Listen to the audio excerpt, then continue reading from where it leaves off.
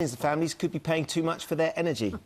Not much of a surprise, that one, is it? After a year-long investigation, the Competition and Markets Authority is expected to reveal today that the energy firms are charging customers 5% more than they should. The report will also say that gas and electricity prices have risen by 125% and 75% respectively in the last 10 years. By switching energy suppliers, dual-fuel consumers could save £160 a year.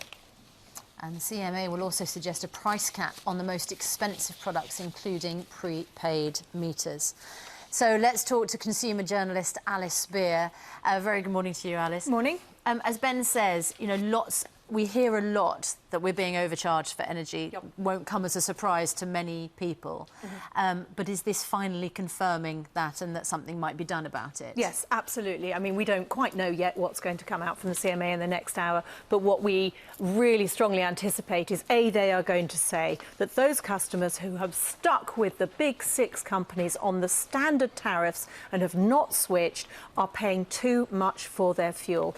And let's not forget, this is the same product coming down the same pipes into your home. We're just paying different amounts of money for it. So those people who are stuck on those standard tariffs are paying about £50 per household per year, too much to be on that tariff. That should change.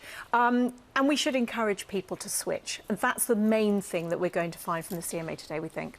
One of the findings was that the big six weren't actually manipulating the markets. They weren't controlling the markets, which was a bit of a surprise, because there's a lot more smaller companies out there, isn't there, that kind of feel like they just got too much control. Yes, absolutely. I don't think we're going to see the big six are not going to be split up. And there was a question as whether they should be able to be allowed to generate fuel as well as retail the fuel.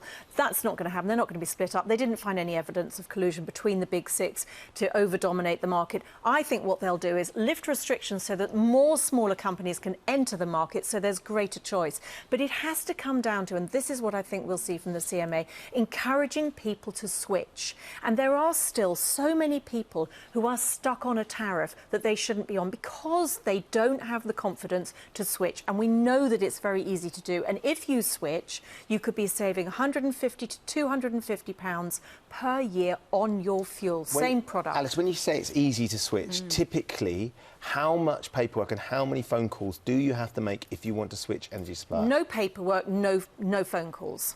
You've got to phone someone, haven't you? No, you go online. There are so many different... Well, OK, yes, we can be pedantic about this, but if you are online, it's very easy to do. And you sit there and you press that button the first time, and people will do all the work. There's so many different systems that will do all the work for you, and they will look at your bill. Yes, you need to gather your last 4 bills and look at how much you're paying and what rate you're paying, and they'll do all the comparison work for you with their calculators. It's all done. And the first time I switched, I sort of waited for all these bills to come in from different people. I waited for the product to stop coming down my pipes. I waited for it all to go wrong, and it just didn't. It was a better service from a much smaller company, and I saved £200 a year. And how do you know that that remains the best deal? You don't, but once you've switched, once you've got out of that broken relationship, you have the freedom to move around and the confidence to move around. You get addicted to switching, do absolutely. So I'm expecting we should be encouraging people to switch and protecting those who still won't switch by reducing the tariff that they're on. So hopefully much more protection for consumers and maybe a price drop. That'd be handy, wouldn't it? Yes.